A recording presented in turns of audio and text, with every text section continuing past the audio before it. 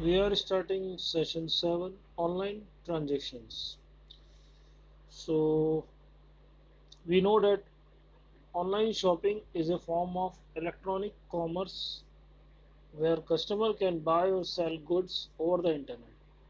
ना हम लोग जानते हैं कि ऑनलाइन ट्रांजेक्शन्स क्या होते हैं। ऑनलाइन शॉपिंग जो हम करते हैं ये जो है फॉर्म है इलेक्ट्रॉनिक कॉमर्स का, जिसमें हम बाय और सेल करते हैं गुड्स को इंटरनेट पे, है ना।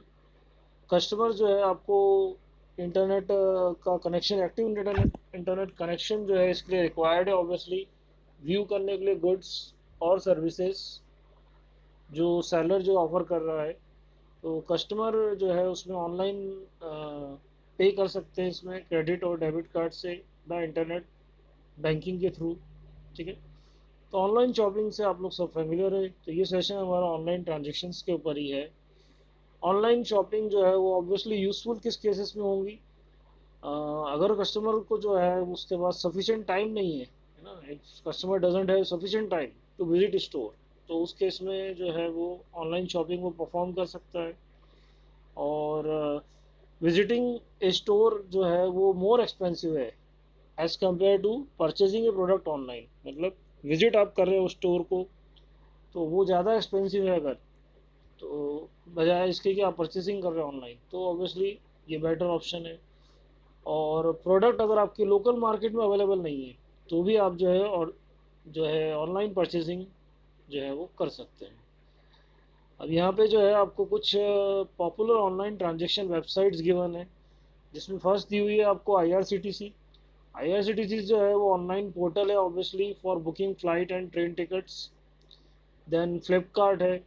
फ्लिपकार्ट के थ्रू आप ऑनलाइन शॉपिंग कर सकते हैं, बाय कर सकते हैं आप products. EBay, it is also online portal for buying and selling products. आप बाय भी कर सकते हो और सेल भी कर सकते हो। रेड बस, ये ऑनलाइन बस टिकट के लिए है, बस बुकिंग के लिए है ऑब्वियसली। तो इसका एग्जांपल्स आपने देखे ही है रेड बस के। इंदौर अगर कभी कभी आपने ट्रैवल किया हो तो रेड बस की साइट से आप मोबाइल के थ्रू भी जो है वो आप ऑनलाइन बुकिंग कर सकते हैं। तो ऑनलाइन परफॉर्म करना है आपको ट्रांजेक्शन, तो ऑब्वियसली आपको एक वेब ब्राउज़र लगेगा, एक्टिव इंटरनेट कनेक्शन की रिक्वायरमेंट होगी, है ना। कुछ केसेस में परचेजिंग जो है उसमें इन्वॉल्व होती है, ऑब्वियसली उसमें क्रेडिट और डेबिट कार्ड या ऑनलाइन बैंकिंग सपोर्ट होना चाहिए, नेट बैंकिंग सब्सक्रिप्शन होना चाहिए आपका। कुछ वेबसाइट अलाउ करती हैं, कैश ऑन डिलीवरी भी अलाउ करती हैं, जहाँ पे यूज़र जो है वो पे करता है ना, जब उसको प्रोडक्ट मिल जाता है। अमेजॉन है, फ्लिपकार्ट है, इसमें ये सब फैसिलिटी रहती है सीओडी की, कैश ऑन डिलीवरी की। अब हमारा जो टॉपिक है यहाँ पे है ऑनलाइन ट्रांजेक्शन यूजिंग फ्लिपकार्ट। यहाँ फ्लिपकार्ट का एग्जांपल दिया है इस सेशन में हमको, तो हम फ्लिपकार्ट के बारे में यहाँ पे इंफॉर्मेशन पढ़ेंगे। फ्लिपकार्ट ऑब्वियसली एक ऑनलाइन स्टोर है जिस पे आप परचेस कर सकते हैं variety of electronic goods, books, accessories, digital camera, mobile phone, peripherals और भी चीज़ें जो है वो आप परचेस कर सकते हैं ऑन फ्लिपकार्ट। फ्लिपकार्ट जो है ऑफर करता है बहुत सारे पेमेंट ऑप्शन है इसमें, credit card, debit card, net banking के थ्रू, है ना। ई गिफ्ट वाउचर्स भी होते हैं और ऑब्वियसली कैश ऑन डिलीवरी भी अवेलेबल है। तो वर्क करना अगर आपको फ्लिपकार्ट पे, तो आपके पास ऑब्वियसली वेब ब्राउज़र होना चाहिए और एक एक्टिव इंटरनेट कनेक्शन होना चाहिए। आप तो जो है ओपन करेंगे ब्राउज़र, फायरफॉक्स, क्रोम, जो भी ब्राउज़र आप यूज़ कर रहे हैं आपके सिस्टम पे या मोबाइल पे, और टाइप करेंगे www.flipkart.com। ठीक है। एड्रेस बार में अब ये टाइप करेंगे और एंटर करेंगे, तो एक ये सिमिलर जो पेज दिख रहा है आपको, इस टाइप का पेज जो है आपके स्क्रीन पे आ जाएगा। परफॉर्म आपको जब करना है ट्रांजेक्शन तो फ्लिपकार्ट पे तो आपको साइन अप करना पड़ेगा। जैसे किसी भी वेबसाइट को आपको यूज़ करना रहता है तो उसमें आपको साइन अप करना रहता है। साइन अप जैसे जीमेल में भी आपने साइन अप किया होगा आपका ईमेल आईडी बनाने के लिए, है ना। तो साइन अप पे जाके आप जो है क्लिक करेंगे तो आपका ईमेल एड्रेस आप डाल दीजिए, है ना, इन्फॉर्मेशन। साइन इन के ऑप्शंस भी है, साइन इन विद गूगल पे आप क्लिक कर दीजिए यहाँ पे। जैसे यहाँ पे आप देख पा रहे हैं ये गूगल का ऑप्शन है, तो गूगल पे आप क्लिक कर देंगे तो जो है वो आपका ऑलरेडी जो जी बना हुआ है आपका जीमेल आईडी, तो उसके थ्रू भी आप जो है वो आ, इसको एक्सेस कर सकते हैं। ठीक है। तो आगे बढ़ते हैं हम लोग। नाउ ईमेल एड्रेस, ऑब्वियसली आपको ईमेल एड्रेस इसमें रिक्वायर्ड है, जैसे मैंने आप लोग से बोला भी था ईमेल एड्रेस बनाने के लिए। अभी आपके जो सेशंस जो भी आएंगे उसमें सिस्टम आईटी इंफॉर्मेशन टेक्नोलॉजी में आपको जो है ईमेल एड्रेस रिक्वायर्ड है ना।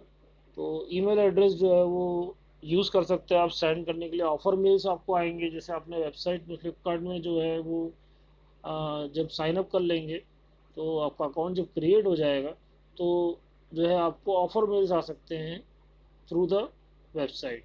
तो ईमेल एड्रेस जो है वो यूज़ हो सकता है, एज ए लॉगिन नेम भी आप यूज़ कर सकते हो फ्लिपकार्ट अकाउंट के लिए, है ना। ऑब्वियसली उसमें पासवर्ड भी लगेगा, फिर आपका एक सिक्योर पासवर्ड होना चाहिए फ्लिपकार्ट के लिए, है ना।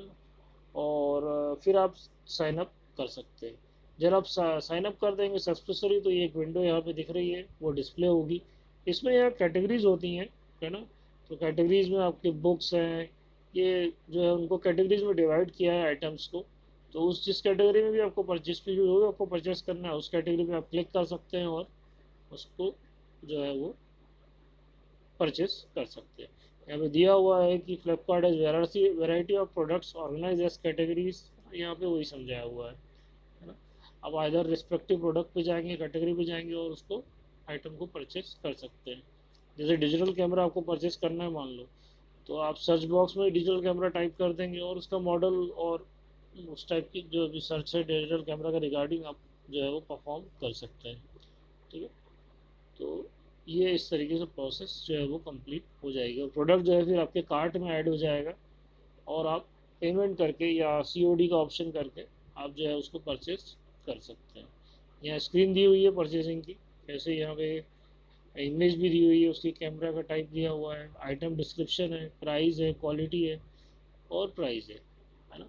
और ऑर्डर प्लेस करने के लिए प्लेस ऑर्डर की बटन है। तो ये सिंपल प्रोसेस है। अब ये बहुत सारी मेथड्स हैं इसमें ऑनलाइन पेमेंट के, ऑब्वियसली आप credit card, debit card, net banking, cash on delivery, E gift voucher, तो ये सब जो मेथड्स हैं आप यूज़ कर सकते हैं जब आप पेमेंट में क्लिक पे जाएंगे, है ना। तो डिपेंड करेगा आप कौन सी मेथड सेलेक्ट करते हैं, है ना। कुछ वेंडर जो है वो ऑफ़र करते हैं, इंस्टॉलमेंट के भी ऑप्शंस प्रोवाइड करते हैं, तो उस केस में ये है ना आप उसमें भी जा सकते हैं जो कन्वीनियंट होता है यूज़र्स के लिए। अगर जो है वो इंस्टॉलमेंट में पेमेंट करना चाहते हैं तो वो भी पॉसिबल हो सकता है, कुछ वेबसाइट्स ये ऑफर करती है services. Online transaction for booking rail tickets. Now moving out to our next topic. अब हम यहाँ पे देखेंगे कि ट्रेन टिकट्स, रेल टिकट्स कैसे बुक करते हैं, है ना। तो ये बहुत इंटरेस्टिंग है, कुछ स्टूडेंट्स ये इसके बारे में जानते भी होंगे आई थिंक। तो इस सेशन में हम यहाँ पे online transaction booking train tickets देखेंगे। तो ऑब्वियसली इसका नाम सुना होगा आप लोगों ने, Indian railway catering and tourism corporation.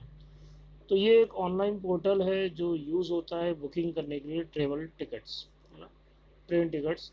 तो अगर आपको आईआरसीटी यूज़ करना है तो ऑब्वियसली आपको वेब ब्राउज़र की रिक्वायरमेंट होगी और एक्टिव इंटरनेट कनेक्शन लगेगा। आप ब्राउज़र, जो भी ब्राउज़र हो आपके पास, फायरफॉक्स, क्रोम, इंटरनेट एक्सप्लोरर, तो उस पर जो है आपको www.irctc.co.in टाइप करना और प्रेस करना एंटर।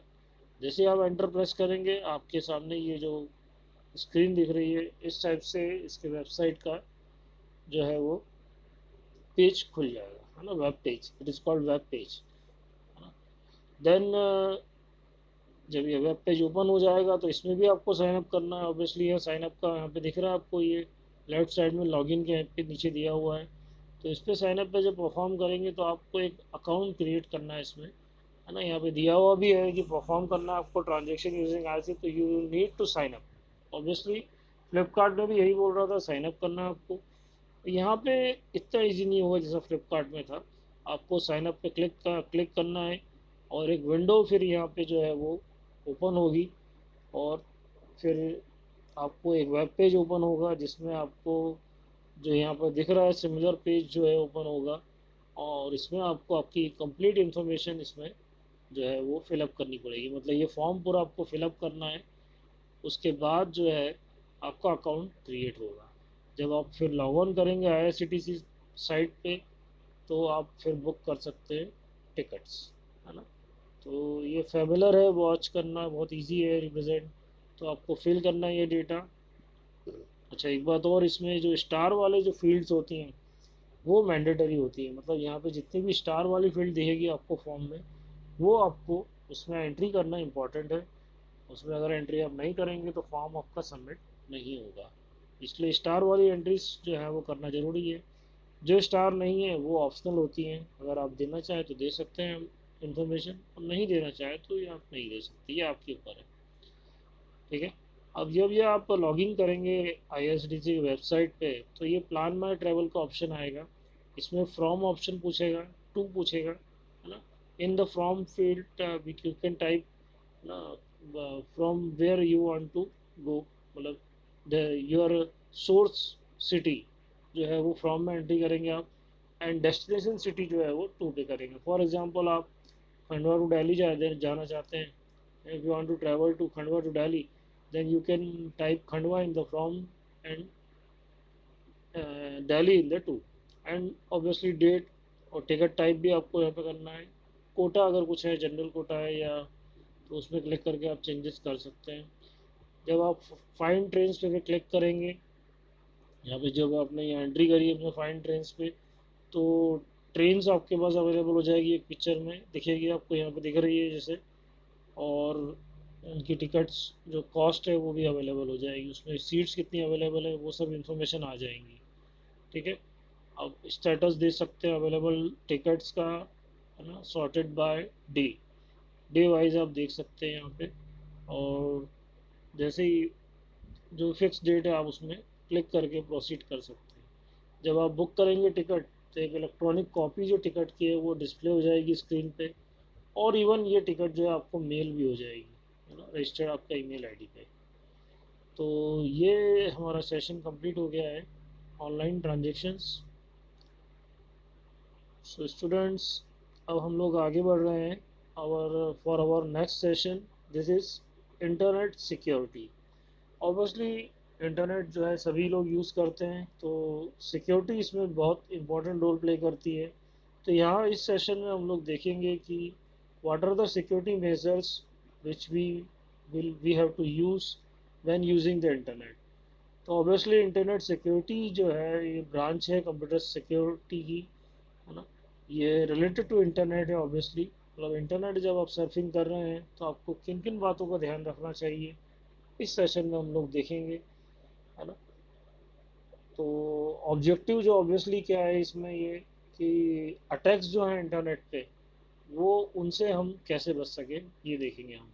तो इंटरनेट जो है वो ऑब्वियसली एक इनसिक्योर चैनल होता है, जिसमें हम इंफॉर्मेशन जो है हमारी जो है वो हाई रिस्क पे रहती है, क्योंकि इसमें फ्रॉड्स हैं, फिशिंग है हो सकती है।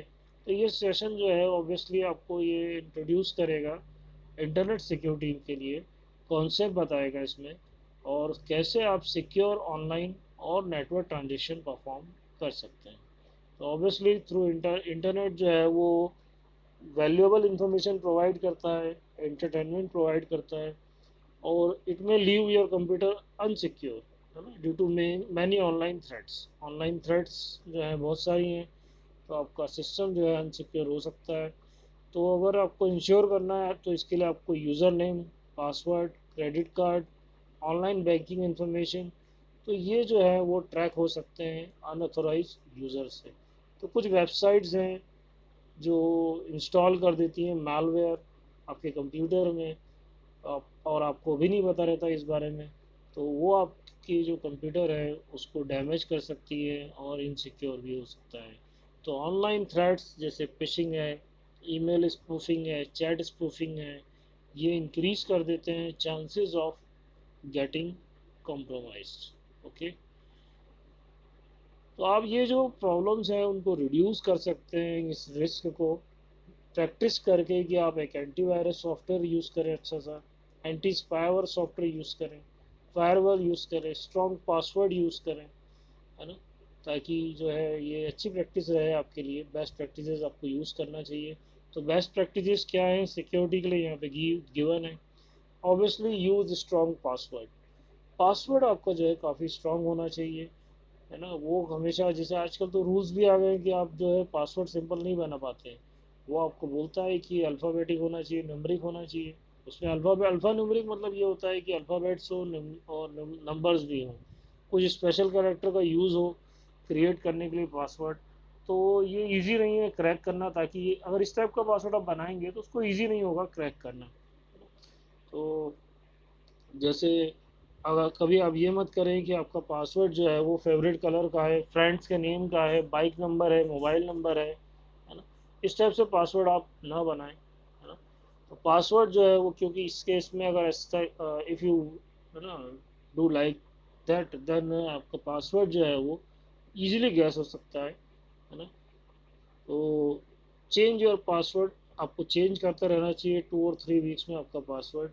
और यूजिंग स्ट्रॉन्ग पासवर्ड अगर आप करते हैं तो आपके रिस्क जो है लोअर हो जाएगी, है ना।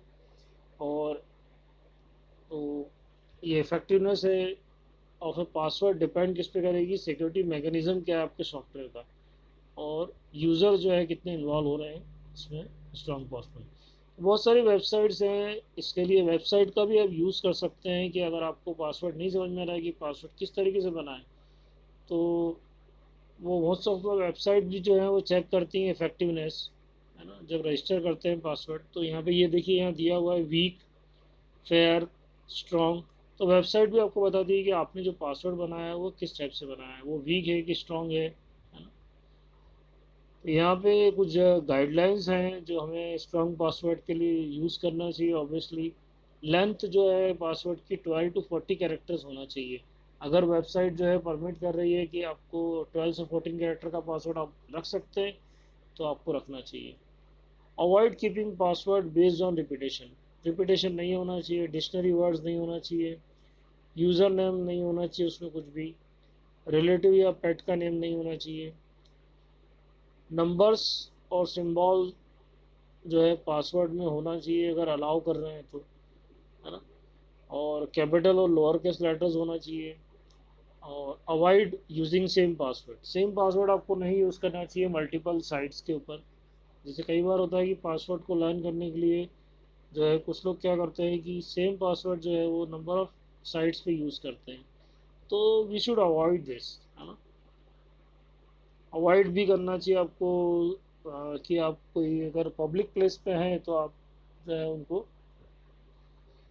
Avoid using something that the public, है ना, no use strongly. Use random password generators if possible, random password generator जो है वो आपको यूज़ करना चाहिए। यहाँ पे ये स्ट्रॉन्ग पासवर्ड का एग्जांपल दिया हुआ है, जैसे U1VX कोलन कॉमा, है ना। यू में ऑल्सो यूज़ वेबसाइट, वेबसाइट का भी यूज़ कर सकते हैं अगर आपको नहीं समझ में आ रहा है कि आप किस तरह से पासवर्ड बनाएं।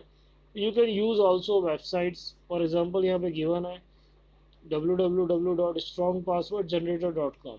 तो ये जनरेट करता है स्ट्रॉन्ग पासवर्ड्स। तो जनरेट करना अगर आपको स्ट्रॉन्ग पासवर्ड, तो आप ये वेबसाइट पे जाके जो है स्ट्रॉन्ग पासवर्ड जनरेट कर सकते हैं। फिर बैकअप योर डेटा, हमेशा ऑब्वियसली बैकअप रखना चाहिए आपको आपके डेटा का। जैसे कॉपीज़ रखना चाहिए आपको, मतलब आपके डेटा की पेन ड्राइव में या फिर, तो इससे हेल्पफुल होगा उस सिचुएशन में अगर आपका डेटा लॉस हो जाता है तो आपके पास बैकअप होगा, तो वो आपके लिए प्रॉब्लमेटिक नहीं होगा। इंक्रिप्शन सॉफ्टवेयर यूज़ करना चाहिए। तो इंक्रिप्शन सॉफ्टवेयर जो है वो क्या करता है, वो प्रोटेक्ट करता है आपके डेटा को अनऑथराइज यूज़र से। कई बार ओएस में भी अवेलेबल होता है ये, और नहीं है तो थर्ड पार्टी सॉफ्टवेयर आप फ्रीली डाउनलोड कर सकते हैं। Keeping your user name password private, obviously आपका यूज़र नेम और पासवर्ड प्राइवेट रखना चाहिए। Never save your user name और password on computer data use in shared environment. Shared environment में मतलब अगर आप ऑफिसेज में हैं, जैसे आप सिस्टम यूज़ कर रहे हैं और अगर वो सिस्टम जो है वो और भी फैकल्टी में आपके साथ में जो एम्प्लॉयज़ हैं वो यूज़ कर रहे हैं, तो आपको सेव नहीं करना चाहिए आपको यूज़र नेम पासवर्ड, है ना। क्योंकि ब्राउज़र उसमें जो है वो आपके जो फ्रेंड्स भी हैं तो वो आपके जो है वो एक्सेस कर सकते हैं पासवर्ड को। तो और रजिस्टरिंग विद वेबसाइट, तो आपको जब रजिस्टर आप कर रहे हैं किसी भी वेबसाइट पे, तो आपको प्राइवेसी स्टेटमेंट ज़रूर देखना चाहिए कि उस वेबसाइट पे जो है वो प्राइवेसी के लिए क्या क्या उसमें इंफॉर्मेशन है, मतलब वो आपका पर्सनल डेटा वो किस तरीके से यूज़ कर रहे हैं उसमें इंफॉर्मेशन रहती है। Do not share your personal information, आपको कभी भी अपनी पर्सनल इन्फॉर्मेशन वेबसाइट पे जो है वो शेयर नहीं करना चाहिए। क्यों? क्योंकि बिकॉज वेबसाइट जो required to fill out forms, कोई भी वेबसाइट में जो है आप क्या करते हैं, फॉर्म आपको भरना रहता है, जो example name, gender, age, email address, school etcetera.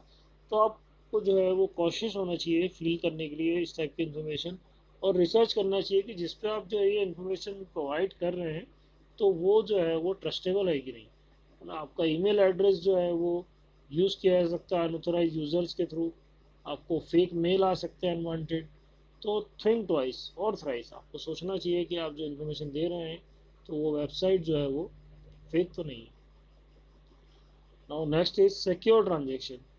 Obviously जब आप ऑनलाइन शॉपिंग कर रहे हैं, वेबसाइट पे जो है आपके क्रेडिट कार्ड इन्फॉर्मेशन जो है वो स्टोर हो सकती है ना। आपकी अकाउंट डिटेल जो है वो स्टोर हो सकती है। तो इन्फॉर्मेशन जो है वो ट्रैक कर सकते हैं, अनऑथराइज यूज़र जो है वो इन्फॉर्मेशन को ट्रैक कर सकते हैं, हैकर मिस यूज़ कर सकते हैं इन्फॉर्मेशन का। तो आपको अगेन इंश्योर करना चाहिए वेबसाइट की लीगलिटी। मतलब आप ऑनलाइन परचेजिंग कर रहे हैं तो ऐसा नहीं है कि आप कोई भी वेबसाइट पे परचेजिंग करें, जो ट्रस्टेड हो वेबसाइट उसी पे ऑनलाइन परचेजिंग करें। क्योंकि इन्फॉर्मेशन जैसे क्रेडिट कार्ड है, पर्सनल इन्फॉर्मेशन जो सेंड आप करते हैं नेटवर्क पे, तो वो जो है वो सिक्योर वेबसाइट पे ही करें। वेरीफाई करें वेबसाइट को कि वो सिक्योर ट्रांजेक्शन हो। यूजुअली जो है उसमें डिजिटल एक लॉक रहता है, लॉक बन जाता है जो वेरीफाइड रहती हैं वेबसाइट। तो एड्रेस बार में लॉक को चेक करें। Now next is use antivirus and anti spyware software. तो ऑब्वियसली कंप्यूटर जो है वो प्रोन है, मतलब अटैक्स उस पर होते ही हैं ऑब्वियसली मालवेयर के, है ना। तो मालवेयर जो है वो क्या करता है, वो ब्राउज करता है आपका बिहेवियर, ब्राउजिंग बिहेवियर को वो देखता है। प्रोग्राम्स की लॉगर्स के बारे में आप जानते होंगे। की लॉगर्स मतलब जो आप जो भी टाइप कर रहे हैं आपका पासवर्ड, तो वो इन्फॉर्मेशन सर्वर पे चली जाती है, ट्रांसमिट हो जाती है। तो कभी भी जो है वो आप कभी भी साइबर कैफ़े पे जाके वह है ना जो है वो आप कोई ऑनलाइन ट्रांजेक्शन ना करें। उसमें की लॉगर्स के सॉफ्टवेयर इंस्टॉल हो सकते हैं। तो एंटीवायरस या एंटी स्पाईवेयर सॉफ्टवेयर जो है वो प्रोटेक्शन देते हैं आपको मॉनिटर करने में कंप्यूटर को। तो आपको एंटीवायरस और एंटीवायरस सॉफ्टवेयर जो है वो हमेशा अप टू डेट होना चाहिए। नेक्स्ट पॉइंट है हमारा, do not immediately respond to mails from unknown users. Obviously fake mail आपके आते हैं ईमेल आईडी पे, तो ऐसे है ना जो मेल्स हैं उनको रिस्पॉन्ड इमीडिएटली नहीं करना चाहिए, आपको थिंक करना चाहिए before responding them. Next topic, clear browser cookies frequently. आपके ब्राउज़र में जो है कुकीज़ स्टोर हो जाती हैं। कुकीज़ जो है वो प्रोग्राम्स होते हैं जो क्रिएट होते हैं आपके लोकल कंप्यूटर में, है ना। जब आप विजिट करते हैं वेबसाइट्स, तो कुकीज़ जो है वो स्टोर करते हैं data based on your activity, जो आप एक्टिविटी परफॉर्म कर रहे हैं उसके बेस पे। तो जो भी आपने अर्लियर लॉग ऑन किया है, तो डिटेल्स हैं मान लो शॉपिंग कार्ट की, visited pages in the website, तो they could also be tracked unauthorise users. Possibly उनको जो है गेन इंफॉर्मेशन जो है एक्सेस मिल हो जाएगा अनऑथराइज यूजर्स को। तो आपको जो है मेन क्या करना, अप टू डेट रखना आपका ओएस, और कुकीज़ को जो है वो डिलीट क्लियर करना है ना। तो यहाँ पे ये बताया कुकीज़ को आपको क्लियर करना चाहिए। Then install firewalls. फायरवॉल्स जो है वो हार्डवेयर और सॉफ्टवेयर दोनों टाइप से होती हैं। फायरवॉल जो है वो हेल्पफुल होते हैं कंप्यूटर को और नेटवर्क को सिक्योर रखने के लिए। फायरवॉल जो है वो एनालाइज करते हैं आपके ट्रैफिक को, डिटरमाइन करते हैं अगर ट्रैफिक शुड बी अलाउड और नॉट। आपके जो सिस्टम में ट्रैफिक है उसको अलाउ करते हैं कि नहीं, वो चेक करते हैं। तो मोस्ट ऑफ द केसेस में जो है ओएस जो है जैसे लाइनक्स है, विंडोज़ हैं, तो फायरवॉल जो है वो सॉफ्टवेयर एज ए पार्ट होती है ऑपरेटिंग सिस्टम में। तो कंप्यूटर आपका सिक्योर होता है। रेयर केसेस में जो है आपको कॉन्फ़िगर करना पड़ता है आपके फायरवॉल को। नेक्स्ट पॉइंट है हमारा, never install software from unknown sources. Obviously software तो आप इंस्टॉल करते ही हैं आपके सिस्टम में, तो सॉफ्टवेयर को इंस्टॉल करने के लिए आप चेक करना ज़रूरी है कि वो ट्रस्ट वर्दी है कि नहीं। डाउनलोड और तभी करें जब वो रेपुटेड वेबसाइट से हो। आपको we have to verify the source, तो आपको ये वेरीफाई करना चाहिए, इस पॉइंट में ये बताया कि never install software from unknown sources, क्योंकि उसमें जो है वायरसेस हो सकते हैं। The next point is remove unwanted और अननोन सॉफ्टवेयर एप्लीकेशन। तो कुछ जो है अनवांटेड जो एप्लीकेशंस है वो डाउनलोड हो जाती हैं, आपके नॉलेज में नहीं होता है, और वो अनवांटेड सॉफ्टवेयर जो है वो इंस्टॉल हो जाता है आपके सिस्टम में। तो आपको जो है उन्हें जो है वो रिमूव करना चाहिए अपने सिस्टम से। नेक्स्ट है clearing data stored on browsers. यहाँ पे ये बताया है कि वेब ब्राउज़र में जो है ऑब्वियसली पासवर्ड मैनेजमेंट होते हैं, जो स्टोर कर देते हैं पासवर्ड्स वेबसाइट पे जो आप यूज़ करते हैं पासवर्ड्स। तो ब्राउज़र जो है वो प्रॉम्प्ट करते हैं सेव करने के लिए यूज़र नेम को पासवर्ड, है ना। तो ये फैसिलिटी जो है वो यूज़र के लिए होती है, ताकि वो बार बार जब एक वेबसाइट पे लॉगिन कर रहा है तो उसे रिपीटेडली जो है यूज़र नेम और पासवर्ड जो है एंट्री नहीं करना पड़े। तो ये एडवाइजेबल होता है कि आप जो है वो ब्राउज़र में डेटा स्टोर ना करें। पर अगर आपका डेटा स्टोर हो गया है तो आप जो है वो you can clear the personal data from the web browser. तो इसके लिए आपको क्लिक करना है टूल्स पे, और फिर देन ऑप्शंस पे, देन सिक्योरिटी टैब पे आपको क्लिक करना है, और पासवर्ड सेक्शन में जाके आपको रिमेंबर पासवर्ड फॉर साइट अगर चेक्ड है तो उसको अनचेक करना है। जब आप ये अनचेक कर देंगे तो वो जो है अगली बार जो है नेक्स्ट टाइम जो है वो आपको स्टोर नहीं करेगा। मोजिला फायरफॉक्स जो है वो भी जो है स्टोर करता है डेटा को एज कुकीज़। जो विजिट करते हैं आप वेबसाइट पे या ब्राउजिंग जो भी कर रहे हैं हिस्ट्री, तो आप हिस्ट्री को भी क्लियर कर सकते हैं। आपको जनरल टैब पे जाना है, देन ऑप्शन पे, देन विंडो आपके सामने जैसी स्टेप से वो डिस्प्ले हो जाएगी, और क्लिक करना है प्राइवेसी टैब पे। फॉलोइंग विंडो यहाँ पे जो दिख रही है आपको जो वो आ जाएगी। फिर आपको हिस्ट्री सेक्शन में जाना है और क्लिक करना है ड्रॉप डाउन मेनू, और फायरवॉक्स जो है वो ये क्लियर जो है स्क्रीन पे जो है डिस्प्ले होगा। फिर आपको यूज़ करना है custom setting for history from drop down list. ठीक है, तो इस टाइप से लिस्ट आ जाएंगी। तो इसमें प्रेफरेंसेस भी नोटिस करना है। फायरफॉक्स जो है वो कॉन्फ़िगर्ड होती है रिमेंबर करने के लिए ब्राउजिंग और डाउनलोडिंग हिस्ट्री, है ना। तो अगर आप चाहते हैं कि आप नेवर रिमेंबर करें वो हिस्ट्री, तो आप ड्रॉप डाउन लिस्ट में आपको नेवर रिमेंबर हिस्ट्री वाला ऑप्शन मिल जाएगा। और if you are in public environment cyber cafe, तो आपको क्लियर ऑल हिस्ट्री पे ऑप्शन पे क्लिक करना चाहिए। तो क्लिक करेंगे आप क्लियर नाउ पे, तो क्लिक ओके। तो Mozilla will not remember any history, तो मोजिला जो है वो हिस्ट्री आपकी स्टोर नहीं करेगा। तो there are several online threads भी हैं, या फिशिंग, ईमेल स्पूफिंग एट्सेट्रा। तो आप ये रिस्क जो है रिड्यूस कर सकते हैं बेस्ट प्रैक्टिसेस से जो अभी हमने देखी, antivirus, anti spyware, firewall, strong password etcetera. तो ये बेस्ट प्रैक्टिसेस को आप फॉलो करके सिक्योर हो सकते हैं। So students, this session is also over. We will study in the next session now. Thank you for listening.